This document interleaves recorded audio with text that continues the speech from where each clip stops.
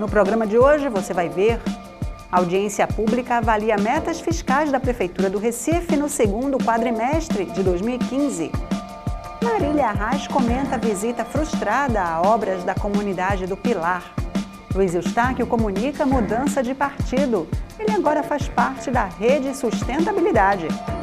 E as reuniões das comissões de Educação e de Defesa dos Direitos Humanos. O TV Câmara do Recife está no ar.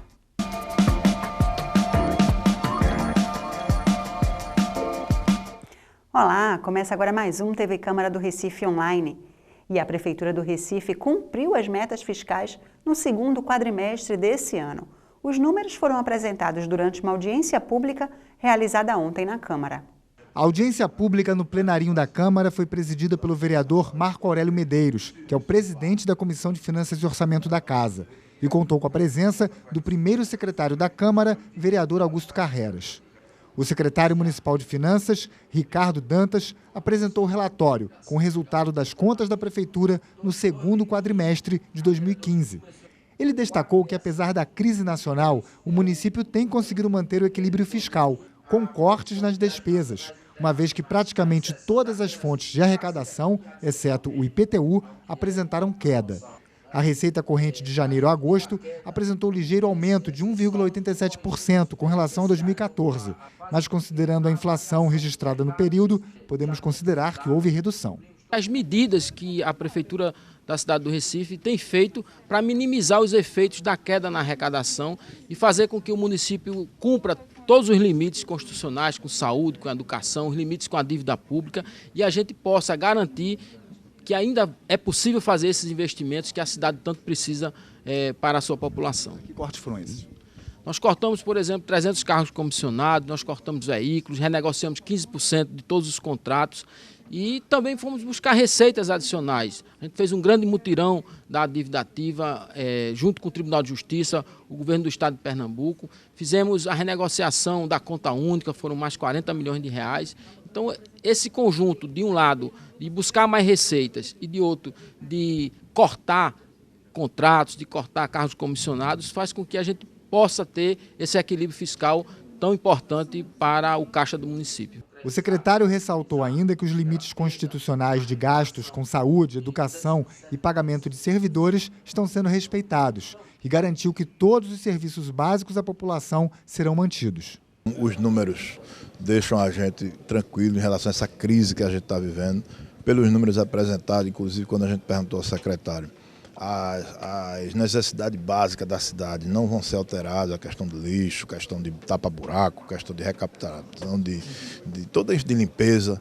Então, os serviços básicos da cidade vão ser mantidos, né? A folha, principalmente, também vai ser mantida do pessoal, principalmente quando a gente tem notícia de que, infelizmente, outras prefeituras de capitais muito próximas a nós aqui estão com problema e já vão começar a ter problema em pagar a folha. Então, no âmbito geral, quando a gente vê esses números, apesar da crise, a Prefeitura vai bem e a gente sai satisfeito dessa reunião. À tarde, no plenário, Carlos Gueiros lamentou que os números da Prefeitura, que foram discutidos durante a audiência pública, não foram entregues com antecedência para a análise dos vereadores. Toda a vida, nesta casa, por ocasião da audiência pública de verificação do cumprimento de metas previstas na lei orgânica, a documentação é remetida a esta casa com alguns dias de antecedência e o Legislativo tira as cópias e manda para o gabinete dos vereadores para que a gente tenha a oportunidade de fazer o exame daquilo que é apresentado e, assim, em condições de participar da audiência e fazer os comentários que achar que são necessários. E neste quadrimestre, pelo menos até onde eu sei e procurei saber, a documentação não veio na véspera para o exame, porque eu queria fazer o exame e não tive condições de fazê-lo. E acho que esse foi o motivo pelo qual hoje, na reunião da comissão, não tinham vereadores presentes. Eu, por exemplo, não vim porque não tinha condições, eu ia apenas ouvir, mas não tinha condições de examinar os números. Li pelos jornais que eles, a imprensa, teve conhecimento dos números antes da Câmara, porque o que eu tomei conhecimento foi através da imprensa. Então, eu queria fazer uma recomendação ao senhor presidente e ao presidente da Comissão de Finanças, principalmente, que pudesse recomendar ao Executivo o envio desses números com antecedência, porque o exame ele é para ser feito não na hora, com os números entregues na hora, porque você não tem os auxiliares, você não tem máquina, você não tem comparações. E a gente precisa, com responsabilidade, fazer aquilo ali. Porque a gente precisa ter conhecimento para reconhecer aqueles números que foram avanços. A gente fica impedido de fazer o nosso elogio se merecer ou a nossa crítica também se merecer. A vereadora Marília Reis disse que foi destratada ao tentar visitar uma obra de um conjunto habitacional na comunidade do Pilar. Ela foi ao local saber o andamento das obras que começaram em 2010. A vereadora lembrou que todo parlamentar tem o direito de fiscalizar obras feitas com o dinheiro do contribuinte. Nós estamos aqui, senhores e senhoras, senhores vereadores, para fiscalizar como é usado esse dinheiro público. Como foi usado ali, como está sendo usado, como está sendo realizada aquela obra, por que está parado. Então, nós temos direito a ter essas informações. Marília Reis frisou ainda que as obras de urbanização da comunidade do Pilar estão atrasadas. Um projeto que foi financiado com recursos do governo federal, onde era para se construir 588 unidades habitacionais, uma creche, uma escola, posto de saúde, mercado público e que continua as traças, as obras na metade do caminho, com algumas paradas com a justificativa de que há resquícios arqueológicos e que o IPHAN embargou. Eu não sei como é isso, que ali se sabe que é uma área histórica da cidade do Recife e não se pediu nenhum parecer do IPHAN antes de iniciar a obra. Para o vereador Osmar Ricardo, falta interesse do governo para terminar a obra. Está lá parado há mais quase 3 anos. É época do governo Geraldo Júlio. A obra parou e eu já denunciei aqui nesta casa que eu escutei de secretário dizer que pobre não podia morar ali, porque ali é uma área nobre, está no centro do Recife, não poderia morar. Secretário atual do governo Geraldo Júlio. Por isso que não tem interesse em terminar aquelas obras. Fico empurrando com a barriga, fico arrumando desculpas. Eu fiz uma audiência pública aqui e trouxe aquele conjunto residencial como outros que estão parados na cidade do Recife, que esse governo não vai bater no peito para dizer que fez uma moradia para ninguém, ele pode até entregar moradias que foram iniciadas pelo governo do PT, que não terminou porque foi interrompida pela briga interna do PT, e o governo Geraldo Júlio assumiu, mas não concluiu e nem tem interesse de moradia para o povo do Recife, para aqueles que precisam, para tirar aqueles da miséria. Jurandir Liberal lamentou o fato e cobrou mudanças na postura do governo. O papel do vereador está muito claro, que é o de fiscalizar as ações do Executivo. É uma das funções. Então, se essa função não é exercida, ela é cerceada, então não tem outra explicação, não convence. Qualquer companheiro, qualquer vereador, ele tem essa liberdade de fiscalizar qualquer obra pública do município. Isso é uma ação do parlamentar. Está claro, é uma atribuição nossa. Vossa Excelência seria omissa se não tivesse tentado. Então, eu fico preocupado, realmente, e eu gostaria que o companheiro Gilberto revisse, até porque ele é uma pessoa que sempre foi democrática, sempre trabalhou essa questão, sobretudo na administração anterior, um companheiro aqui que sempre ajudou e contribuiu nisso. Por que é que ele está tão exigente e tão protocolar nesse pedido? Já o vereador André Regis disse que a parlamentar não deveria ter deixado o local antes de ter feito a devida fiscalização. A vereadora Marília Reis jamais deveria ter deixado o local antes de ter feito a devida fiscalização. Se a vereadora não ingressou no local, ela errou. Deveria ter, inclusive, chamado a autoridade policial para lhe acompanhar a devida fiscalização. E aquele que tentasse impedir que a vereadora ingressasse e fizesse a fiscalização, deveria sofrer voz de prisão por desacato à autoridade. Este aqui é o fato. É inconcebível que a prática de impedir a fiscalização por este poder seja chancelada pelo Executivo. Mas o líder do governo, Gilberto Alves, ressaltou que o Executivo não faz qualquer tipo de cerceamento e criticou também a postura dos responsáveis pela obra. Esta casa, este poder, nenhum de nós há de concordar com nenhum tipo de cerceamento à fiscalização por parte de qualquer um que seja vereador, dada seja essa uma das nossas principais atribuições, e nós não abrimos mão de exercê-las.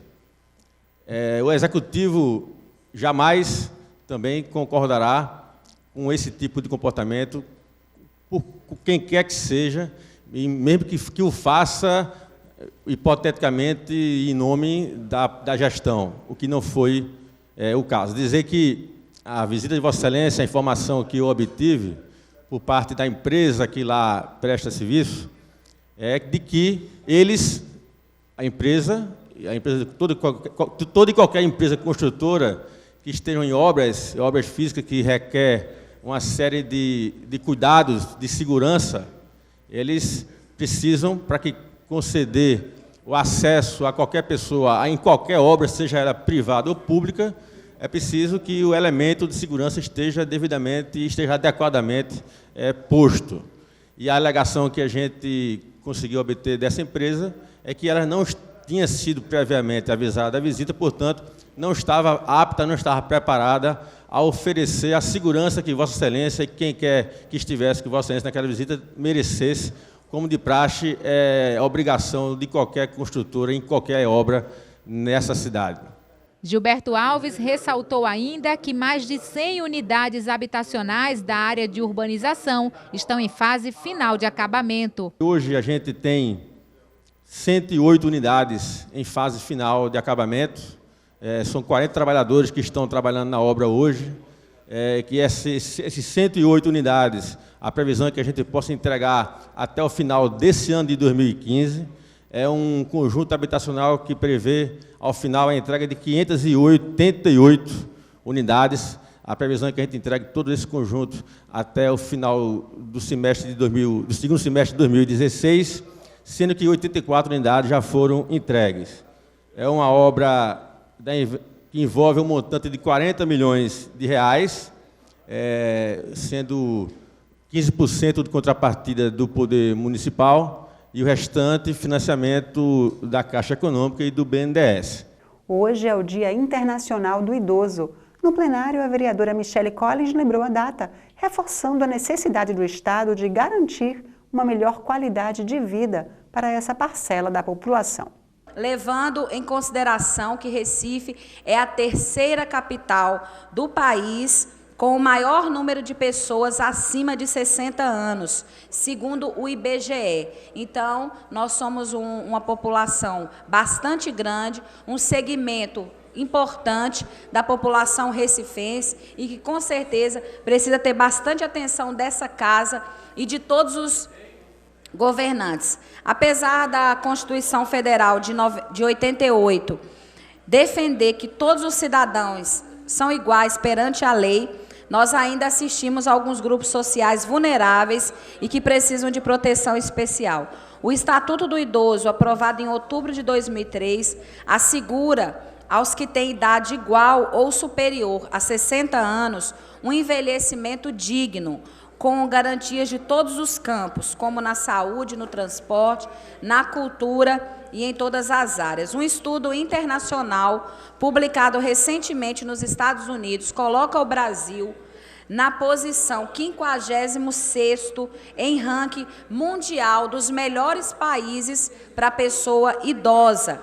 No setor mais bem avaliado é justamente a garantia da renda entre os idosos. 81,9% dos 23 milhões e 500 mil que existem no Brasil de idosos recebe pensão ou outra forma de assistência social, de acordo com o IBGE. Por outro lado, o Brasil é colocado também no outro número, no número 87, na posição com o país que tem o maior número de denúncias de abuso contra os adolescentes. Esse dado chegou a 21.178 em 2014, segundo a Secretaria Nacional dos Direitos Humanos. Então, onde nós vemos que existe, no aspecto econômico, um bom serviço prestado à população idosa, nós vimos que relacionado à questão do abuso, que infelizmente acontece muitas vezes dentro de casa, o Estatuto do Idoso foi uma grande conquista. Porém, o Brasil precisa de políticas públicas de atenção a este segmento mais eficaz, pois caminhamos para nos tornar um país de população majoritariamente idosa. Então, é algo muito sério, muito importante e que realmente precisam de ações contínuas e de ações efetivas para a construção dessa política pública voltada para as pessoas idosas. 4 de outubro é o Dia Mundial dos Animais e eles foram lembrados pelo vereador Anderson Florencio. No dia 4 de outubro, o Dia Municipal da Proteção do Direito dos Animais, uma lei municipal apresentada por nós, a Lei 17.125 de 2013, foi votada por esta Casa, de nossa autoria, sancionada pelo prefeito Geraldo Júlio, que marca definitivamente na nossa cidade, né, como um dia que simboliza a defesa dos animais, da proteção dos animais da nossa cidade. Durante toda a nossa trajetória, nós sempre tivemos uma luta em defesa desses animais.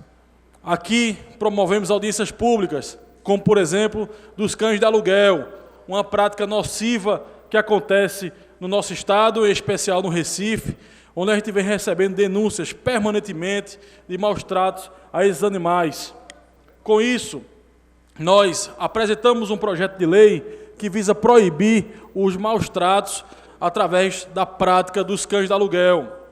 Também trouxemos ainda, nessa legislatura, um projeto de lei que, apesar de ter passado por esta Casa, ele não foi sancionado, que obrigaria nas feiras de adoção que os animais tivessem suas características e suas informações contidas no site da gestão municipal. Mas abriu-se a discussão sobre a chipagem desses animais, que é algo que vem sendo feito quando se faz a castração, e hoje nós temos também essa modalidade da chipagem dos animais, o que traz um controle do quantitativo da população desses animais na cidade do Recife. Sancionamos uma lei, aprovamos nessa Casa, sancionada pelo prefeito Geraldo Júlio, uma lei que proíbe a exposição de animais presos ou soltos nos parques do Recife. E estamos com esse movimento para que os animais do Parque 13 de Maio possam ser retirados daí. Estamos dialogando com a Enlurb, com o Ministério Público e com a própria gestão para que esses animais tenham um novo lar, um novo local para ficar, com muito mais qualidade e sem estar sendo apresentado permanentemente a todos os tipos de poluição, poluição sonora, poluição visual, né, tendo acesso às suas jaulas 24 horas do dia, sem tempo para dormir, sem tempo para o repouso. Então, lutar em defesa dos animais, eu considero uma questão ética. Aqueles que não podem falar, a gente vem falando por eles. Luiz Eustáquio, militante do Partido dos Trabalhadores há 26 anos, agora faz parte de uma nova legenda. Ele filiou-se à Rede Sustentabilidade, o partido fundado pela ex-senadora Marina Silva. É um partido que já inicia grande, com quadros importantes da política nacional, e para nós vai ser muito importante poder fazer parte desse novo projeto, que é um projeto de esquerda, que é um projeto que visa poder estar demarcando na sociedade um lado que é o lado do povo, um lado que é o lado da população, um lado da ética, um lado da seriedade, e isso que a gente vê na Marina, e nós entendemos que esse projeto é um projeto onde eu vou poder estar dando continuidade a um trabalho que eu já faço como representante, como dirigente sindical, como representante do povo da cidade do Recife, no trabalho que eu realizo no combate às drogas, ou seja, vem agregar como militante de esquerda que sou há muitos anos, então é uma oportunidade para continuar, presidente, essa trajetória política que nos trouxe aqui, que nós estamos aqui no 3º mandato. Para mim é uma alegria poder hoje fazer parte desse novo projeto, mas não esquecendo que mesmo que em alguns momentos a gente sabe que me faltou espaço por questões de princípios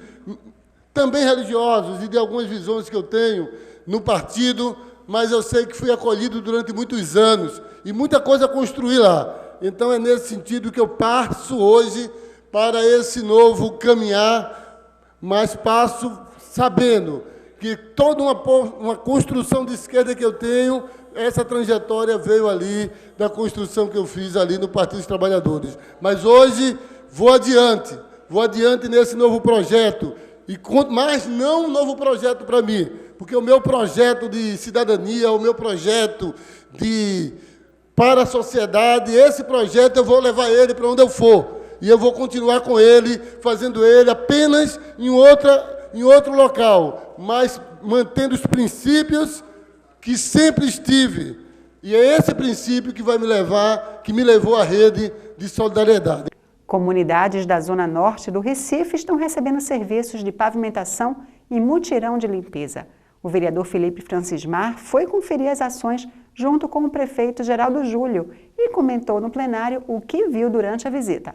O que me traz à tribuna na tarde de hoje é para repercutir um pouco a visita que fiz hoje, mais uma visita importante lá no Buriti, nas imediações da Macaxeira, com o prefeito Geraldo Júlio.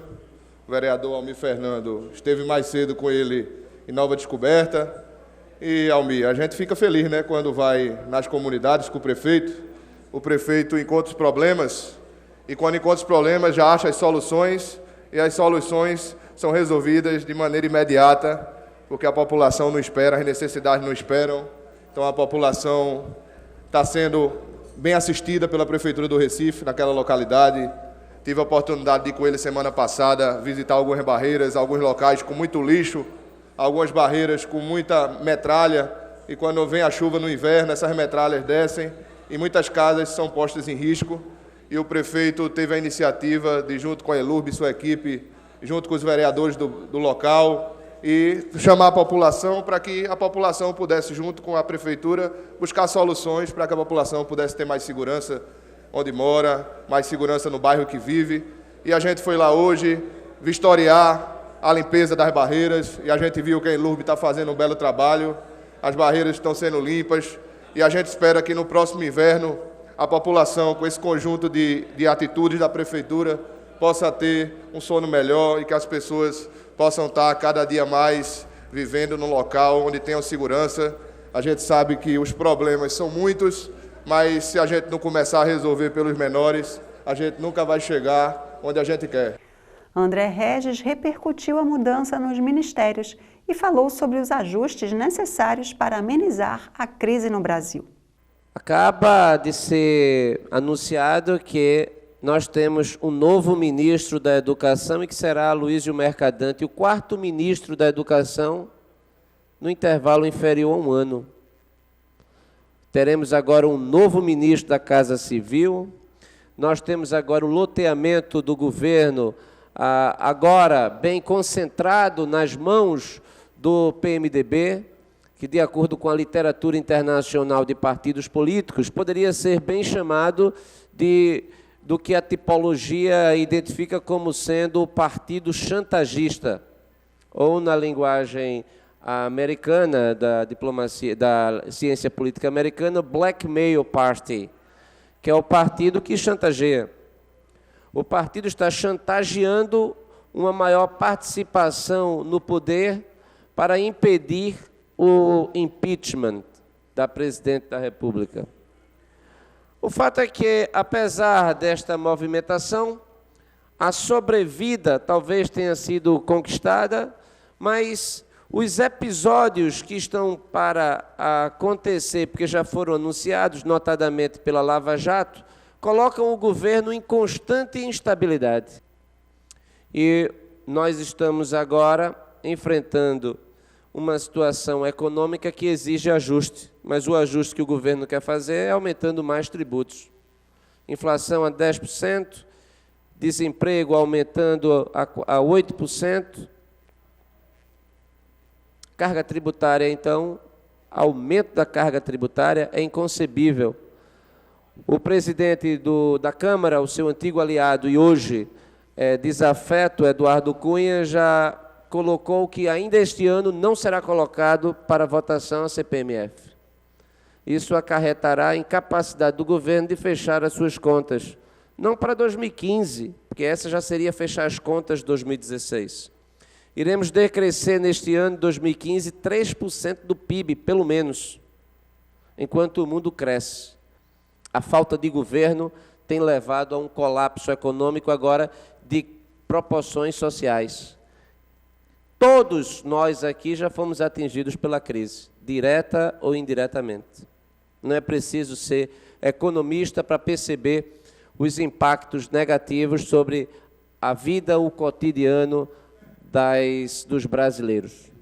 Mais uma vez foi adiada a votação da moção de desagravo da vereadora Marília Reis ao professor e cientista político Michel Zaidan. Ele responde na Justiça a um processo movido pelo governador de Pernambuco. Na tribuna, a vereadora Marília Reis lamentou que o requerimento não tenha sido votado na semana passada. Esta foi a segunda tentativa da parlamentar de aprovar a moção de desagravo ao cientista político Michel Zaidan. Apesar de aqui ser uma casa democrática e que a gente tem que expor também nossos posicionamentos políticos, nós, na semana passada, por meio de um artifício regimental da bancada de governo, não pudemos votar o requerimento porque foi simplesmente tirado de pauta devido a um pedido de vistas. E eu, sinceramente, não acredito que foi tão necessário assim esse pedido de vistas. Eu acredito que o PSB e a bancada de governo deveriam ser mais criativos na forma de conduzir certas questões na cidade. Por que não deixar entrar em votação e que o plenário seja soberano em determinadas matérias? Por que tem que tirar de vista? Porque não pode passar nada nessa cidade ou nesse estado que contrarie os interesses desse grupo que está no poder. Então, senhor presidente, eu peço aos senhores vereadores que votem favoráveis ao nosso requerimento.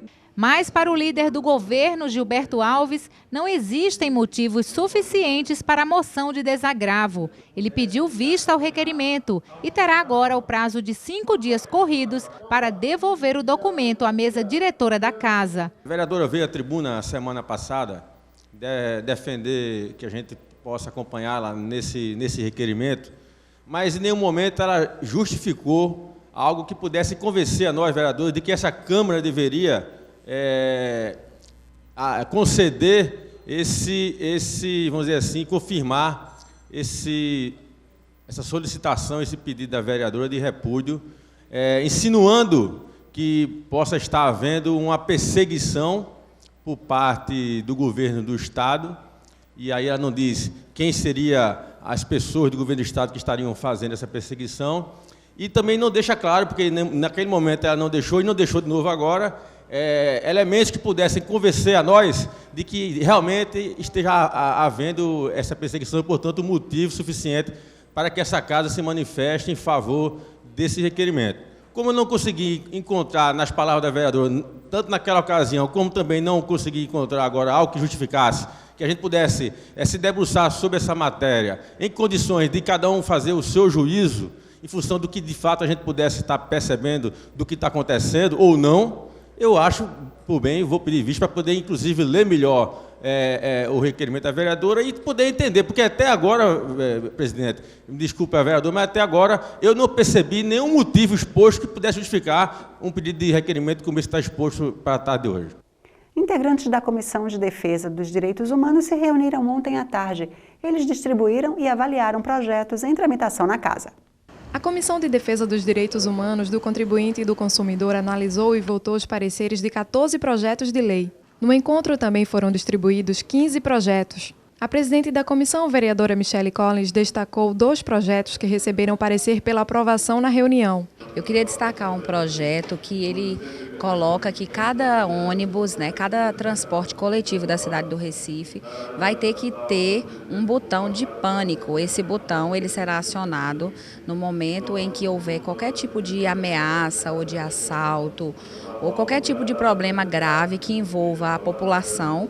O motorista silenciosamente poderá pedir socorro através desse botão, aonde o socorro chegará de forma mais rápida e mais eficaz. E esse projeto também é bom porque é algo simples, fácil de instalar e que com certeza vai ajudar e muito a diminuir os problemas que acontecem nos ônibus e facilitar também o acesso ao socorro. E o outro projeto também que eu queria destacar é um projeto que diz que todos os estabelecimentos de ensino da cidade do Recife, a exemplo das escolas, das bibliotecas, terão que ter uma cartilha falando sobre alienação parental.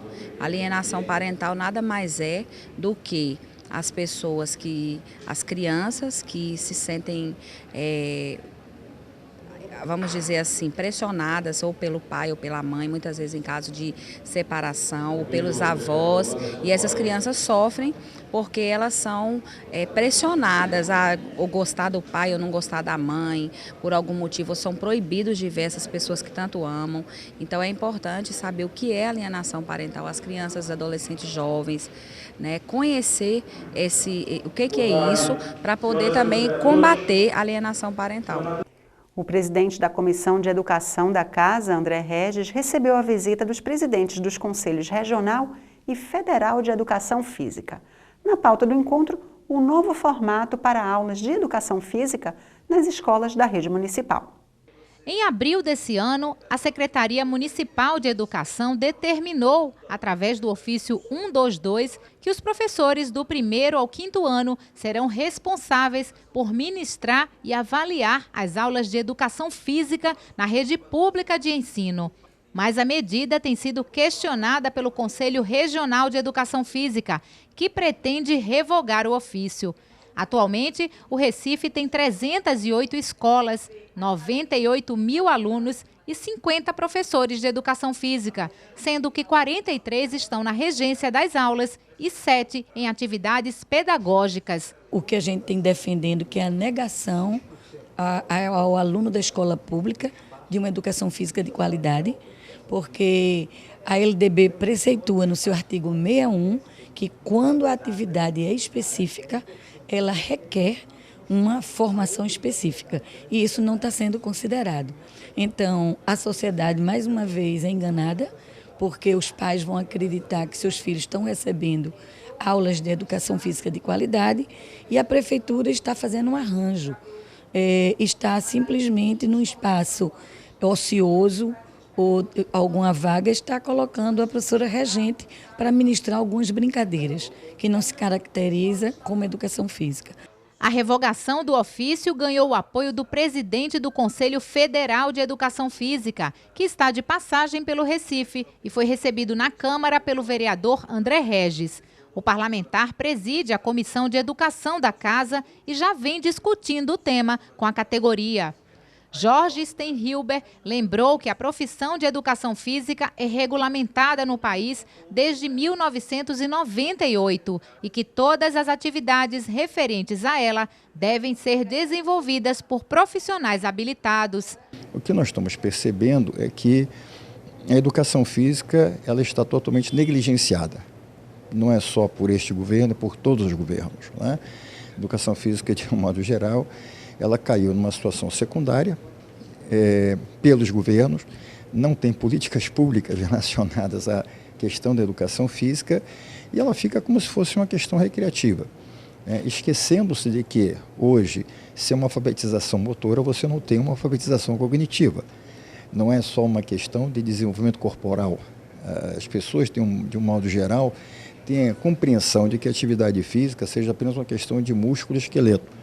E hoje, o exercício físico, principalmente nas faixas etárias menores, ela tem toda uma necessidade de uma coordenação para o seu desenvolvimento motor e também numa contribuição para a alfabetização. Muitas pessoas deixam de aprender a ler e escrever por falta de coordenação na escrita, por falta de coordenação visual, o que a educação física poderia estar contribuindo enormemente para isso. Então nós temos todo um processo que se faz necessário para as crianças compreenderem a importância da atividade física ao longo da vida delas, para que ela entenda e possa contribuir para minimizar os problemas da obesidade e sedentarismo. Então nós temos todo hoje um processo transversal que se faz necessário passar para a sociedade, passar para os legisladores, passar para os executivos, no sentido de que se faça uma política pública que realmente defenda essas crianças para que elas tenham uma atividade física, uma disciplina de educação física e os profissionais de educação física desenvolvendo esse trabalho em todas as escolas. O vereador André Regis apresentou um laudo técnico feito pela equipe dele em parceria com o Conselho Regional de Educação Física em uma escola do bairro do Ibura. Eles avaliaram as condições físicas da unidade e devem fazer isso em todas as escolas do município. A partir de agora, nós iremos fazer um laudo técnico de engenharia para cada escola do município. Já começamos esse trabalho pela escola do Ibura. Pelo laudo técnico, a escola deve ser fechada. Ela oferece riscos para a integridade das crianças, dos professores e dos funcionários. Já preparamos, inclusive, uma denúncia ao Ministério Público e vamos denunciar, porque aquele espaço, aquele prédio, não pode ser utilizado como uma escola. Ao impor riscos à criança e, ao mesmo tempo, ao não permitir que ali uma criança seja educada, inclusive isso reflete nas suas notas no IDEB, isso precisa ser combatido e nós estamos nesse sentido, ao mesmo tempo que a gente verifica se uma escola ela pode ter a prática de atividade esportiva, que ela possa ter o ambiente propício para as aulas de educação física, nós estamos agora fazendo um trabalho técnico de investigação acerca do prédio, acerca das condições físicas do imóvel. Por isso que agora nós temos um laudo técnico para cada escola, laudo técnico inclusive registrado no CREA. O nosso departamento de engenharia do gabinete agora tem essa missão de fazer com que cada escola seja avaliada do ponto de vista do cumprimento do nosso Código de Obras, coisa que tem sido negligenciada há décadas no nosso município. Com relação ao ofício 122, o presidente da Comissão de Educação disse que poderá recorrer ao Ministério Público de Pernambuco. A partir do momento que a gente denuncia ao Ministério Público, ele pode cobrar da Prefeitura um termo de ajuste de conduta, dando prazo para que a Prefeitura possa resolver os problemas sem judicializar a questão. Nos casos mais graves, compete inclusive ao Ministério Público, que é titular da Ação Civil Pública, para que possa questionar ao Poder Judiciário o descumprimento das normas legais por parte da Prefeitura da cidade do Recife. A audiência pública que vai discutir a aplicação do ofício 122 da Prefeitura será realizada nesta quinta-feira pela manhã no plenarinho da Casa. A cobertura completa você acompanha aqui no TV Câmara, pelo site da Casa ou no nosso canal, youtube.com/Câmara do Recife. Até mais!